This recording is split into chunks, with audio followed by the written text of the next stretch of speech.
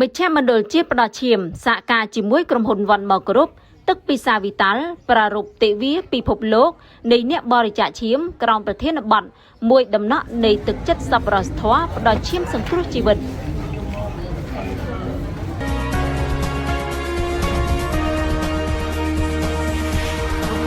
ពិធីនេះបានធ្វើឡើងនាព្រឹកថ្ងៃទី12ខែមិថុនានេះនៅមជ្ឈមណ្ឌលជាផ្ដល់ឈាមក្នុងរាជធានីភ្នំពេញក្រោមវត្តមានឯកឧត្តមវិជ្ជបណ្ឌិតស៊ីកប៊ុនណារដ្ឋលេខាធិការក្រសួងសុខាភិបាលនិងឯកឧត្តមសុំម៉ូសិនអនុប្រធានសហភាពសហព័ន្ធយុវជនកម្ពុជា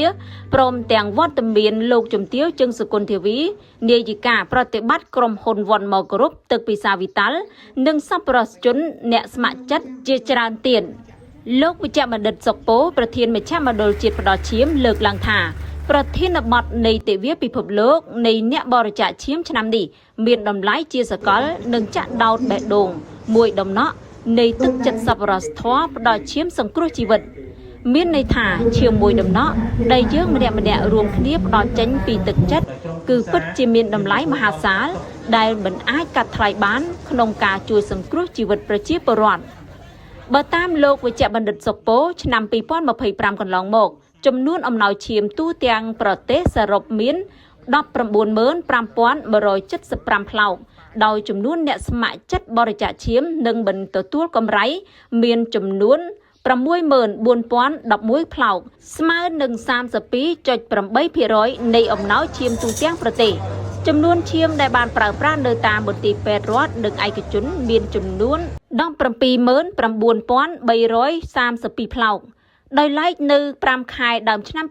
2026ចំនួនអំណោយឈាមទូទាំងប្រទេសសរុបមាន 78,393 ផ្លោកក្នុងនោះចំនួនអ្នកស្ម័គ្រចិត្តបរិច្ចាគឈាមនិងមិនទទួលកម្រៃមានចំនួន 16,246 ផ្លោកស្មើនឹង 20.7% នៃអំណោយឈាមទូទាំងប្រទេសហើយបានចែកចាយប្រើប្រាស់នៅតាមមន្ទីរពេទ្យរដ្ឋនិងឯកជនមានចំនួន 89,823 ផ្លោក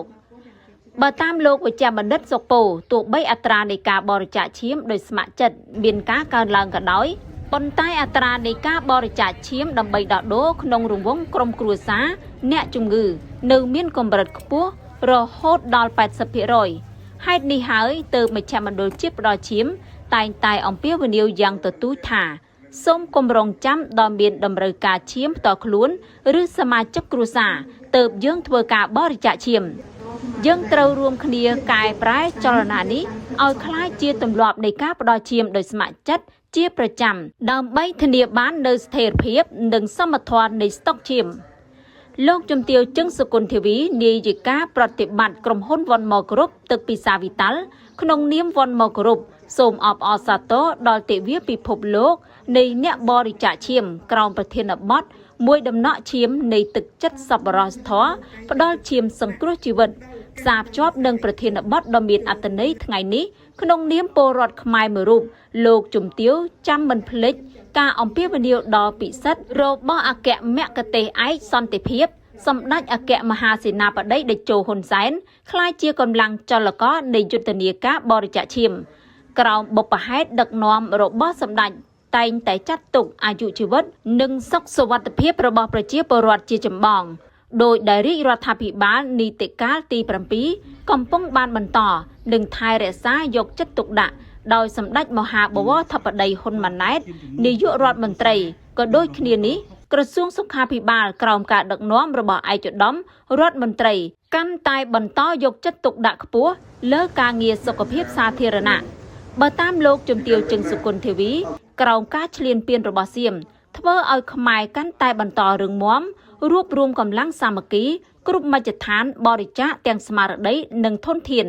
ក្នុងស្មារតីនេះចលនាបរិច្ចាគឈាមជាចលនាមួយរួមចំណែកគាំទ្រ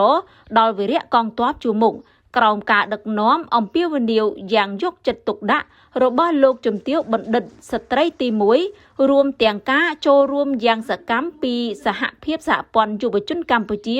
សសយក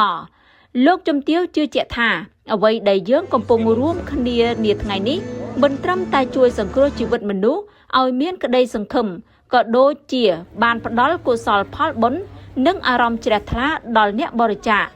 លើពីនេះជាការរួមគ្នាថែរក្សាប្រពៃណីនិងវប្បធម៌ចែករំលែកដ៏ល្អផូរផង់របស់ខ្មែរ